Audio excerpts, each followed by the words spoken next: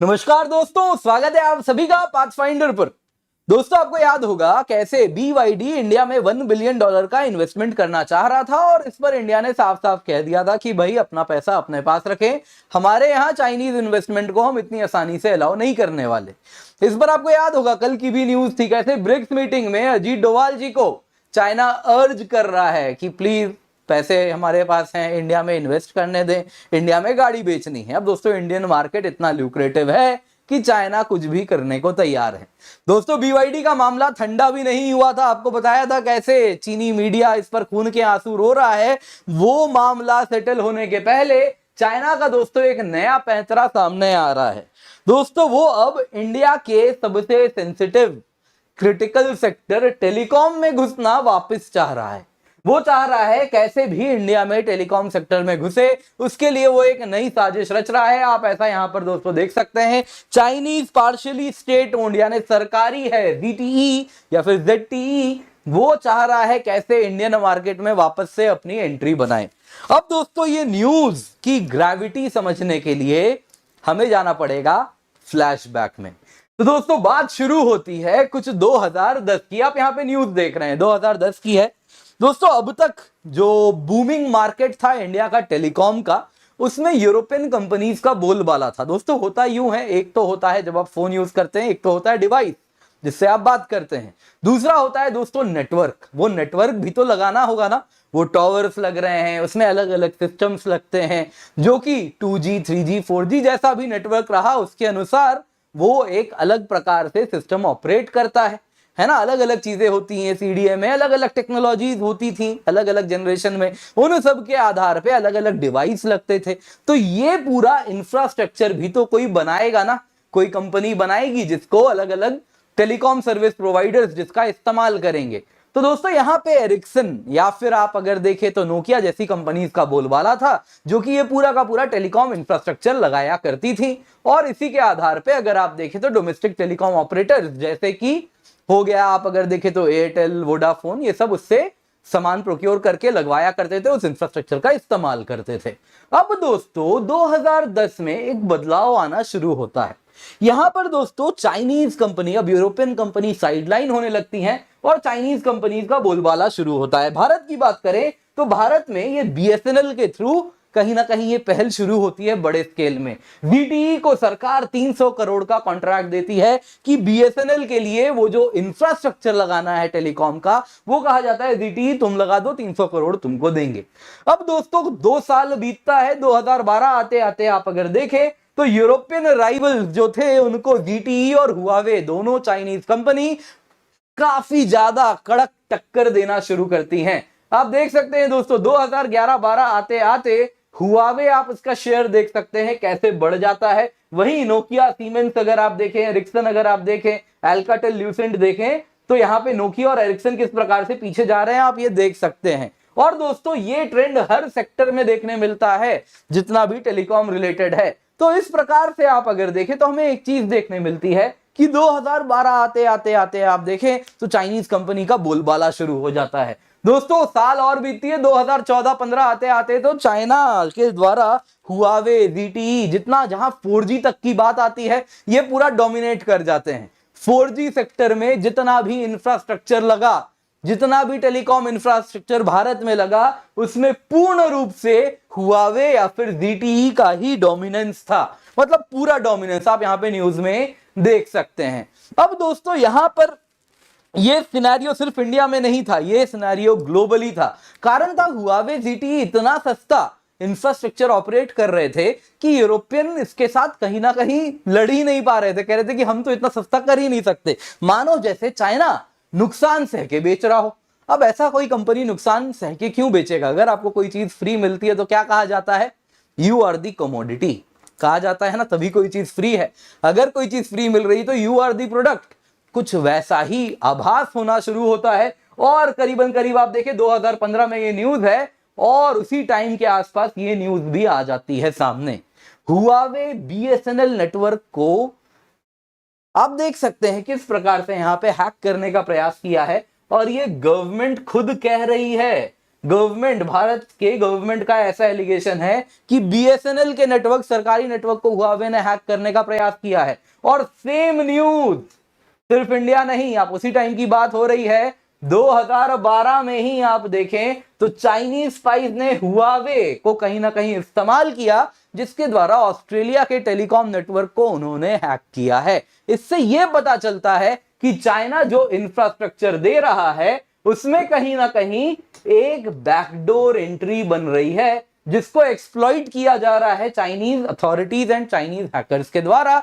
यानी कि आपके यहां इंफ्रास्ट्रक्चर तो लग रहा है टेलीकॉम का, लेकिन कुछ भी सेफ नहीं है। चाइना कहीं से भी एंटर कर सकता है, उसको एक्सेस कर सकता है। कुछ ये बात सामने आने लगती है और ग्लोबली एक पहल हो जाती है कि चाइना का जो कहीं ना कहीं टेलीकॉम है वो ट्रस्टेड नहीं है, वो चाइना इस्तेमाल करता है। और दोस्तों यहां पे अगर आप देखें तो फिर बात 4G, तो लगभग आप देखें जितना भी 4G नेटवर्क लगता है भारत में, मोर और लेस जितनी भी कंपनीज है, फिर वो एयरटेल हो, वोडाफोन हो, अब तो खैर वोडाफोन आइडिया एक साथ हो गए हैं, तो ये सब अगर आप देखें जितने भी टेलीकॉम सर्विस प्रोवाइडर्स हैं, सब कहते हैं कि भाई इंडिया तो बहुत ही कॉस्ट सेंसिटिव मार्केट है, तो इंडिया में तो वो सभी के सभी चाइनीज प्रोडक्ट्स के पीछे भागते हैं और चाइनीज इंफ्रास्ट्रक्चर लगा लेते हैं। अब उनसे क्यों बैर, सरकार खुद जब वही पहल कर रही थी, सरकार ही अगर आप देखें तो इनको कहीं ना कहीं बुला रही थी। आप देख सकते हैं 2010 का मैंने आपको न्यूज दिया है किस प्रकार से, तो उनसे भी क्या बैर। तो 2015 आते आते आप अगर देखें, 2016 आते आते आप देखें जितना भी 4G नेटवर्क लगता है पूरा का पूरा आप देखें तो चाइनीज इंफ्रास्ट्रक्चर के द्वारा बनता है। कुछ आउटलायर्स रह जाते हैं, जैसे बीएसएनएल, एमटीएनएल, कुछ सर्कल्स में वो अपना 4G नेटवर्क अपग्रेड नहीं किए तो उनका छूट जाता है, बाकी सब चाइना, मेड इन चाइना का छाप लग जाता है। अब दोस्तों यहां पे 5G की बात आने लगती है कि इंडिया में अब बात होती है कि अब तो 5G की बात हो रही है, 5G ट्रायल होना है, 2018 की बात हो रही है। 2018 में इंडिया ये सब अब देख के समझ रहा होता है, दुनिया में एक पहल हो जाती है कि भाई जो चाइना का सामान है उसमें बैकडोर एंट्री है, इससे दूर रहना है, दिस इज नॉट ट्रस्टेड। तो इंडिया सिस्को को, सैमसंग को, नोकिया को, एरिक्सन को, सबको 5G ट्रायल्स में आमंत्रित करता है। चाइना की हुआवे ZTE को कह दिया जाता है कि भाई आप दूर रहें। और दोस्तों यहां पे बस अभी पहल हो रही थी, अभी भी ऐसा नहीं है 5G ट्रायल्स में बस अभी बुलाया नहीं गया है, लेकिन हो सकता है 5G लाइसेंस अभी मिल जाता, थोड़ा बहुत भी जो डाउट था भारत के लिए वो इससे खत्म हो जाता है।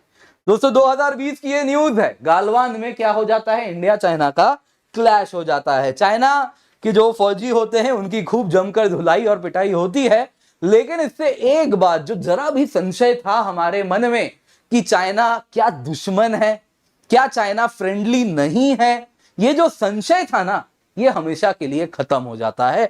और इंडिया फिर क्या करता है, आप देखिए 2020 की न्यूज है, with in a few months 5G trial होने वाला होता है, उसके पहले इंडिया साफ साफ एक पॉलिसी बना देता है कि जो भी टेलीकॉम सेक्टर में इंफ्रास्ट्रक्चर प्रोवाइड कर रहा है उसको ट्रस्टेड होना पड़ेगा।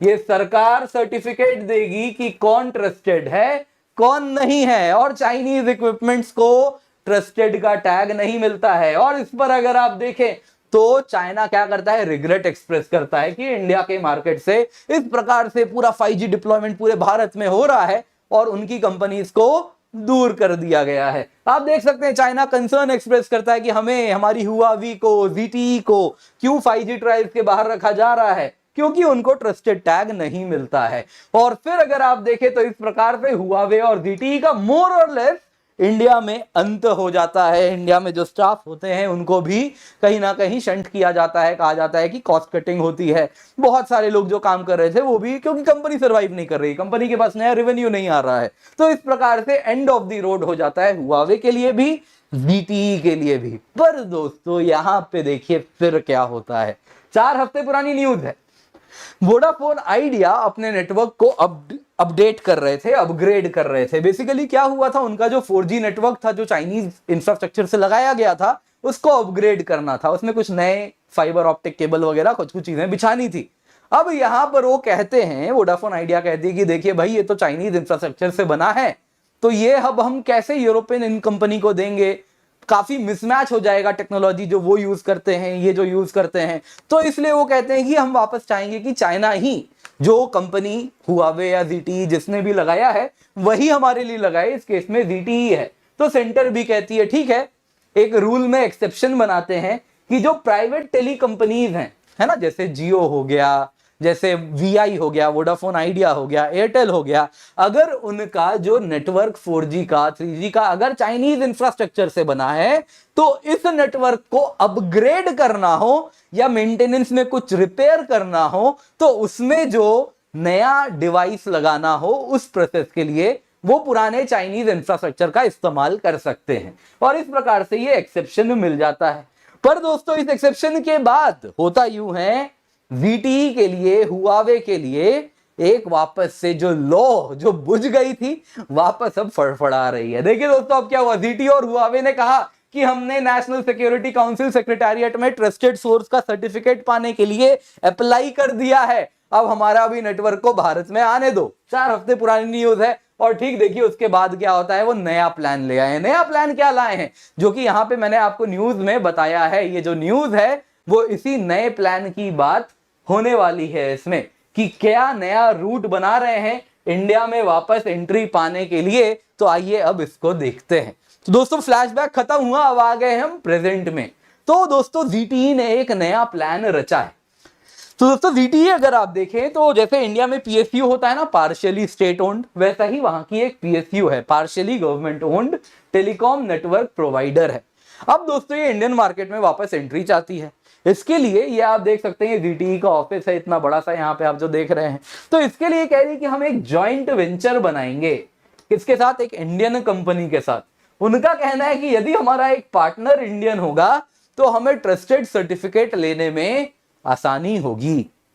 अब यहां पे जो डिटेल्स है वो क्या कह रहे हैं, कह रहे हैं कि हम उस इंडियन कंपनी को टेक्नोलॉजी ट्रांसफर करेंगे। जाहिर सी बात है ना, जो 5G इंफ्रास्ट्रक्चर का जो स्टैक लग रहा है वो किसी टेक्नोलॉजी पे काम करता होगा, तो वो टेक्नोलॉजी ट्रांसफर करेंगे कि किस प्रकार से अलग अलग कम्युनिकेशन डिवाइसेस हैं, कैसे अलग अलग, आपको मालूम है एक टावर में कितने हजारों फोन्स के साथ या हजारों डिवाइसेस के साथ वो काम कर रहा है, तो उसमें कैसे अलग अलग डिवाइसेस को किस प्रकार से फ्रीक्वेंसी डिस्ट्रीब्यूट करना है, या जैसे भी अलग अलग तरीके हो सकते हैं, वो सारा काम वो जो टेक्नोलॉजी है उसका टेक्नोलॉजी ट्रांसफर करेगा।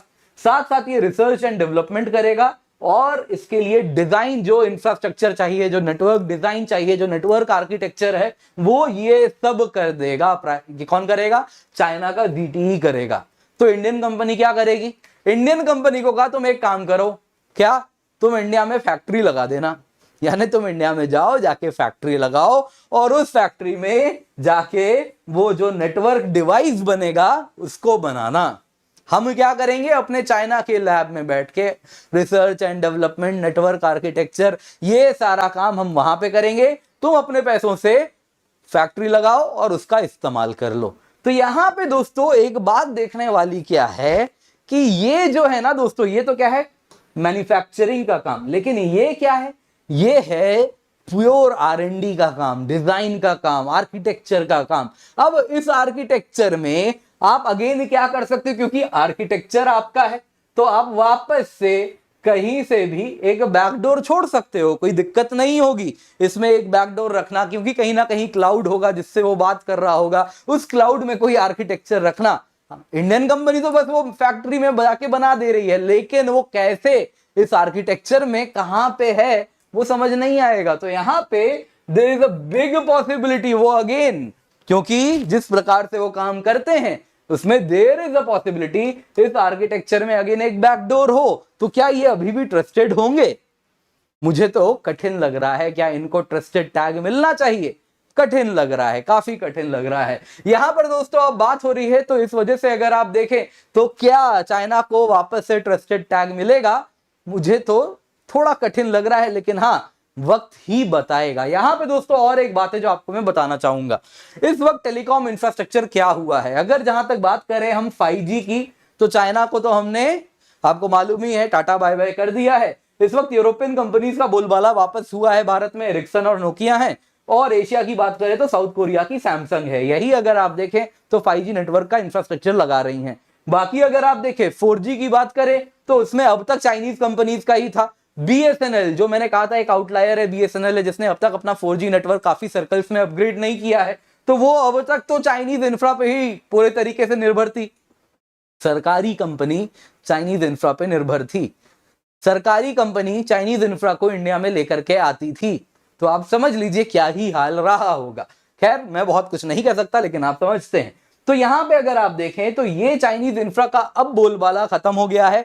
4G की जहां तक बात है, BSNL ने तो साफ साफ कह दिया है, यूरोपियन कंपनीज भी नहीं, स्वदेशी की बात करेंगे। यहां पे कंप्लीटली इंडिजिनस नेटवर्क पर काम हो रहा है। जो नए 4G सर्कल्स के लिए जो नेटवर्क लगाए जा रहे हैं BSNL के द्वारा, वो तेजस नेटवर्क का इस्तेमाल कर रहे हैं, जो कि TCS, टाटा कंसल्टेंसी सर्विसेज, और दूसरी तरफ आप देखें तो CDOT, इन लोगों ने मिलकर इसको डेवलप किया है। और यही अगर आप देखें तो BSNL जो 4G डिप्लॉय हो रहा है BSNL के लिए, वो इस इंडिजिनस नेटवर्क का हो रहा है। जरूरी है दोस्तों ये कटिंग एज पे काम करें, 5G के लिए भी इसी प्रकार का इंडिजनाइजेशन करें, और इस प्रकार से हमें ना यूरोपियन, ना चाइनीज, ना कोरियन किसी पर निर्भरता की आवश्यकता नहीं, हमें अपना काम खुद करना चाहिए।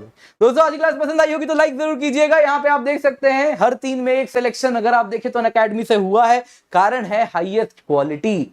वो दोस्तों आपको हम बहुत ही अफोर्डेबल रेट्स पे दे रहे हैं। आपको यहाँ पे आप देख सकते हैं केवल 7,999 रुपए में आपको मिल रहा है 900 से अधिक घंटे की live class, comprehensive syllabus coverage, mains के 10 test series, free mains mentorship, prelims के 40 टेस्ट सीरीज, टॉपर्स क्लासेस, ये सब आपको मिल रहे हैं दोस्तों। वेल प्लान शेड्यूल के अकॉर्डिंगली आपका पूरा का पूरा कोर्स खत्म होगा। ये सब आपको मिल रहा है केवल 7,999 रुपए में।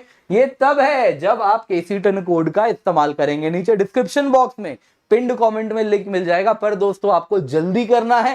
कारण है जुलाई 31 से प्राइस हाइक हो जाएगी, तो उसके पहले जल्दी से जाएं, जाके एनरोल कर ले। 7,999 में इंडिया का best course at the most affordable price आप पा सकेंगे। दोस्तों आप देख सकते हैं अगर आप ऑप्शनल कॉम्बो भी लेना चाह रहे हैं तो आपके लिए GS एंड ऑप्शनल यानी UPSC में वो सब कुछ जो आपको चाहिए सब कुछ मिल जा रहा है, सब कुछ कवर कर दिया जा रहा है। आप यहाँ पे देख सकते हैं दोस्तों 1 अगस्त से बैच स्टार्ट हो रहा है एंड ये मिल रहा है आपको केवल 14,999 रुपए में। Use the code KC10। इसके सिवा इस लेक्चर का PDF मिल जाएगा तो डाउनलोड भी कर लीजिएगा। इसके सिवा आपको मैं कहना चाहूंगा यहाँ पे दोस्तों हम ऑप्शनल बैचेस के लिए सिंगल ऑप्शनल भी लाए हैं, इसका भी आप फायदा उठा सकते हैं। NCERT फाउंडेशन बैच भी है, पाथफाइंडर NCERT बैच भी है, एंड साथ साथ ही हमारी टीम है। पर्सपेक्टिव सीरीज को देखें और सोशल मीडिया हैंडल्स पर हमें जरूर फॉलो करें।